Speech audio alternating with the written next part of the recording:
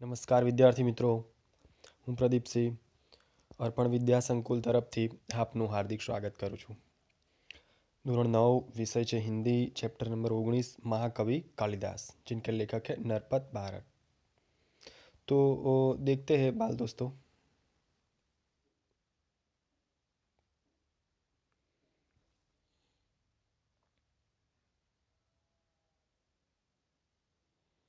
महाकवि कालिदास,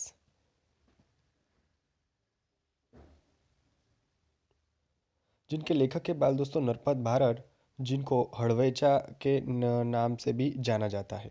तो देखते हैं. राजस्थानी संस्कृति के शोधकर्ता राजस्थानी संस्कृति के शोधकर्ता नरपत भारत हड़वेचा ने एमए बीएड की उपाधि प्राप्त की. उपाधि मानी डिग्री बाल दोस्तों, तो ध्यान रखिएगा. जयनारायण विश्वविद्यालय जोधपुर से वे संलग्न यानी कि जुड़े हुए थे. उनकी विशेष रुचि काज लेखन में है बाल दोस्तों. वे संस्कृति के प्रवाहों को समझने में यत्नशील थे यानी कि प्रयत्नशील थे. महापुरुषों को नमन करते हुए आपने लिखा है यानी कि उन्होंने लिखा है, जिन्होंने देश सेवा की खातिर अपना घर परिवार छोड़कर ऐशो आराम त्याग कर भूखे प्यासे नंगे पांव रहकर देश को गुलामी की जंजीरों से मुक्त कराने के लिए सर्वस्व कुर्बान किया, वे वंदनीय है. महापुरुषों की जीवनियाँ आपकी प्रसिद्ध कृति है. इस संग्रह में कुल 60 प्रसिद्ध महापुरुष को जीवन चरित्र अंकित है. अंकित यानी कि लिखा गया है. प्रस्तुत जीवनी महाकवि कालिदास में कालिदास के जन्म और परिचय का एक उनकी प्रसिद्ध साहित्यिक रचनाओं का विवरण है. इस कृति से यह संदेश मिलता है कि किसी बच्चे को बुद्धू यानी कि मूर्ख मानना नहीं चाहिए, क्योंकि यह मौका मिलते ही हीरे की तरह चमक उठता है. ठीक है, तो इस पाठ से हमें यह बोध यानी कि सीख संदेश मिलता है कि किसी भी बच्चे को मूर्ख यानी कि बुद्धू नहीं समझना चाहिए, क्योंकि वह मौका मिलते ही हीरे की तरह चमकने लगता है. तो देखते हैं बाल दोस्तों महाकवि कालिदास. कालिदास को हम मात्र संस्कृत के महाकवि के रूप में जानते हैं. स्वयं महाकवि कालिदास ने अपने विषय में कुछ नहीं लिखा है. ये सही बात है बाल दोस्तों. यदि आप संस्कृत के उनके जो नाटक है, ठीक है, 7 कृतियाँ जो उनकी है, उनके अंदर आप झांक कर देखोगे तो उन्होंने अपने बारे में किसी भी ग्रंथ या साहित्य में पुस्तक में अपने बारे में कहीं पर भी नहीं लिखा है. यह सही बात है. हर्षचरित के शुरू में कवि बाण ने कालिदास का उल्लेख किया है, यानी कि जो कवि बाण है उनकी जो कृति का नाम है हर्षचरित. उससे पता चलता है कि कालिदास बाण से पहले हुए हैं. तो बाल दोस्तों, यदि किसी कवि के बारे में लिखा नहीं गया है, उन्होंने स्वयं लिखा नहीं है, तो फिर हमें उस कवि के बारे में कहाँ से जानकारी प्राप्त है. तो क्या होता है बाल दोस्तों कि उसी समकालीन यानी कि उसी समय में यदि कोई दूसरा कवि हो गया है और उन्होंने अपने ग्रंथ में उस कवि का उल्लेख किया है, तो उस उल्लेख के माध्यम से हमें उस कवि का पता चलता है. तो यहाँ पर हर्षचरित में बाण जो है उन्होंने कालिदास के बारे में लिखा था. एक स्थान पर स्वयं कालिदास ने अपने अभिभावक के रूप में विक्रम नाम का उल्लेख किया है. वह कौन सा विक्रम है, इस बात का अभी पूरी तरह पता नहीं चल पाया है. फिर भी उन्हीं राजा विक्रमादित्य और राजा भोज का समकालीन मानकर कितनी ही कथाओं का नायक बनाया गया है, लेकिन हमें यह पूरी तरह से नहीं पता चला है कि वो कौन सा विक्रम है.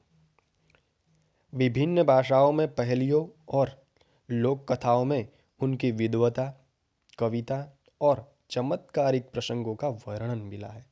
तो उनकी जो 7 नाटक है बाल दोस्तों महाकवि कालिदास के, तो उन कथाओं उन नाटकों में जो वर्णन है वो वर्णन से हमें पता चलता है कि कालिदास जी की विद्वता उनकी बुद्धि कक्षा की लेवल की होगी।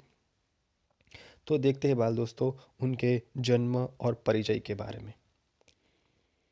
कुछ विद्वानों ने कालिदास का जन्म 365 तथा निधन 445 माना है। महाकवि कालिदास के जन्म स्थान के बारे में ठीक ठीक पता नहीं चलता। क्यों?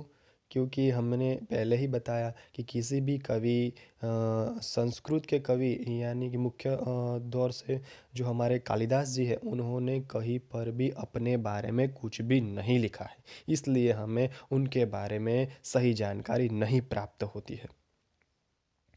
कुछ विद्वानों ने उनका जन्म स्थान उज्जैन यानी कि वर्तमान जो उज्जैन है माना है, जो सही लगता है क्योंकि मेघदूत में स्वयं कवि ने उज्जैनी को विशेष दर्शनीय कहा है और लंबा रास्ता पड़ने पर भी उधर से जाने के लिए बादल से अनुरोध किया है। तो बाल दोस्तों एक कुछ जो लोग हैं जो कुछ विद्वान हैं उन्होंने कालिदास का जो स्थान है जन्म स्थान वो उज्जैन बताया है।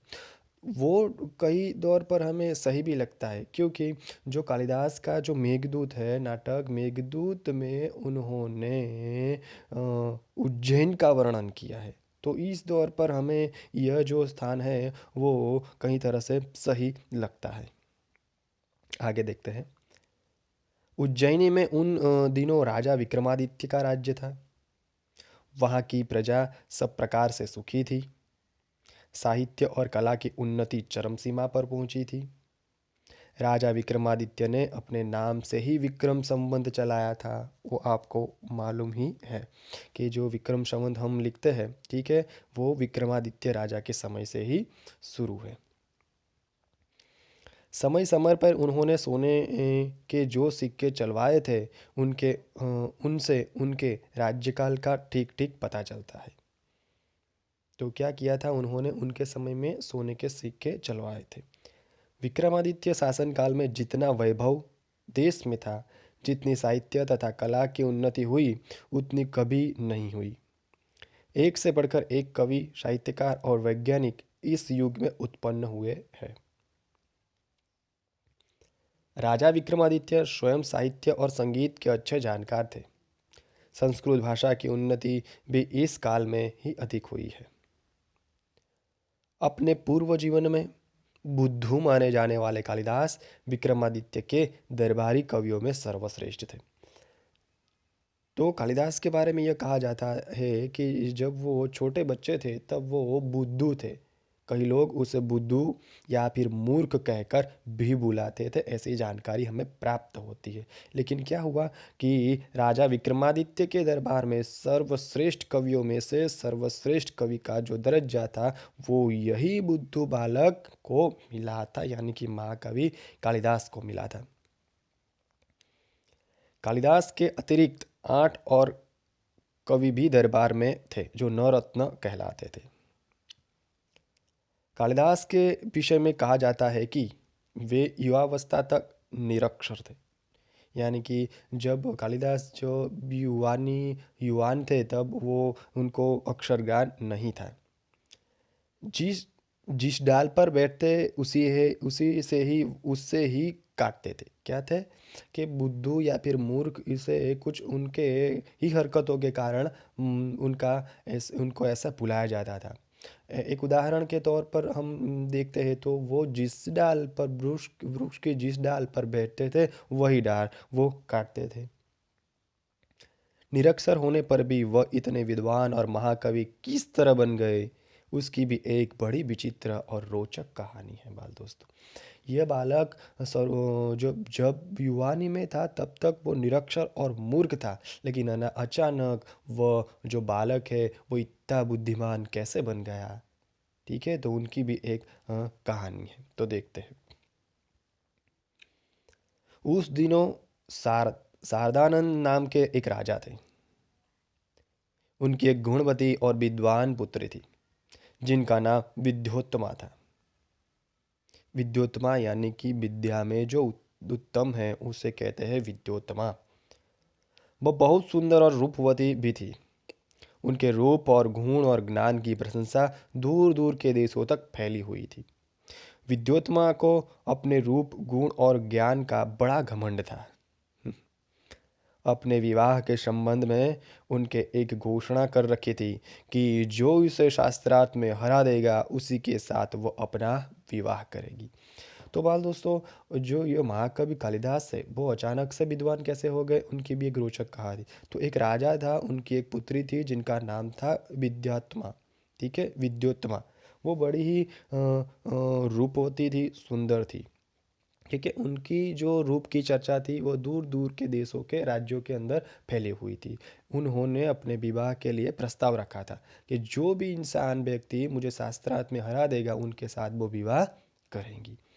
तो बाल दोस्तों, यह जो है वो हम इतने तक रखते हैं। ठीक है, और अगला जो है वो हम आगे क्लास में देखेंगे। तब तक के लिए धन्यवाद।